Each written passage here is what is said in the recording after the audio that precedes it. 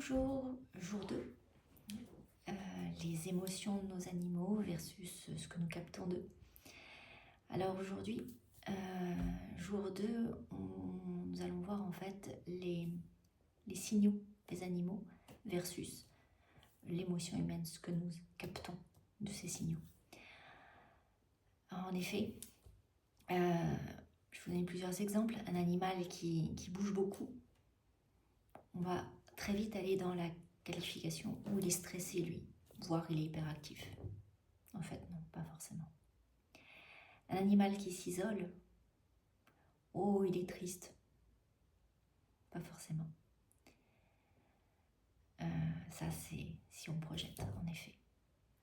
Parce qu'un enfant triste ira peut-être s'isoler. Mais pas forcément non plus, j'ai envie de dire. Un animal qui grogne ne veut pas forcément dire qu'il est agressif. En tout cas, en grognant, il exprime peut-être autre chose que tout de suite ce qu'on voit, l'agressivité. En fait, ce que montre l'animal, c'est un signal. Et ce signal, c'est une réponse, une adaptation à ce qui l'entoure, une réponse à ce qui se passe autour de lui. Ce qui transforme ce signal en émotion lourde pour l'animal, c'est généralement l'interprétation que l'humain en fait. Parce qu'on va regarder, et ce que j'entends par interprétation, c'est qu'on va regarder l'animal, donc son émotion, en fait, à travers notre vécu, à travers nos peurs, à travers notre histoire. Et sans s'en rendre compte, en fait, on va parler beaucoup plus de nous que de lui, concrètement.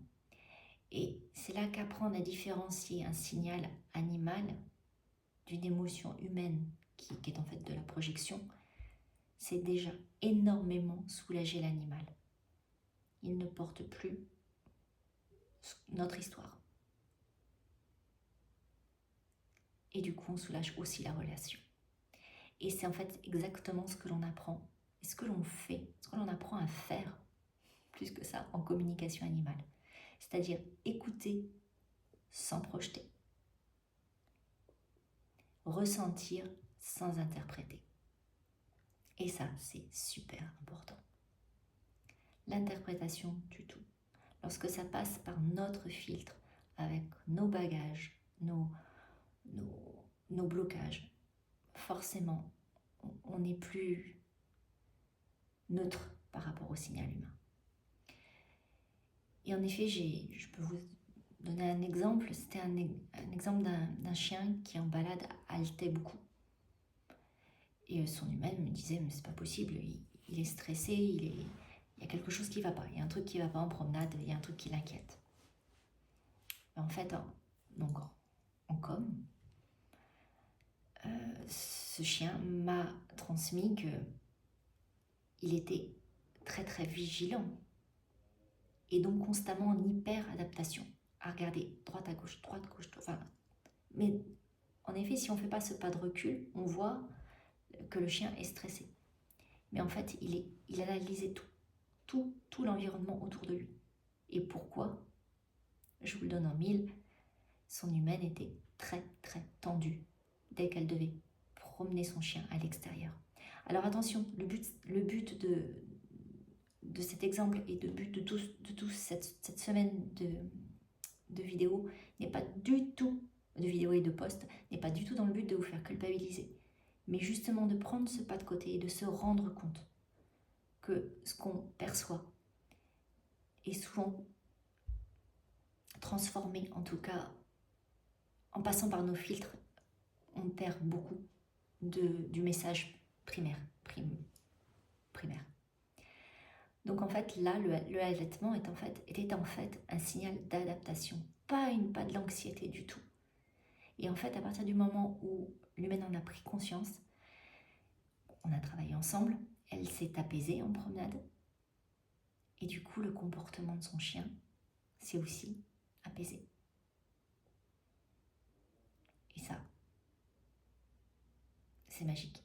Et donc le message, quand on voit son chien ou son chat, peu importe, agir d'une certaine manière, réagir, avoir une émotion, quelle qu'elle soit, Et si on se disait, et si ce que je vois venait aussi de moi?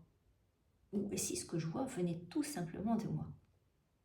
D'abord, avant de calquer et d'interpréter ce que l'on voit chez l'animal.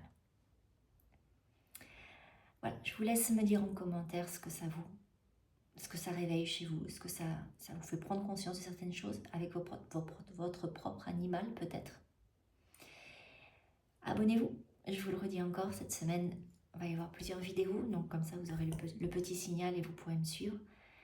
Et suivre les vidéos qui vont suivre. Et sur Facebook, il y a aussi la partie écrite et aussi les explications que vous voulez avoir. Vous avez mon site pour me suivre, mon profil Facebook, vous avez tout ce qu'il vous faut. Allez, à très vite, à demain, et merci d'être là.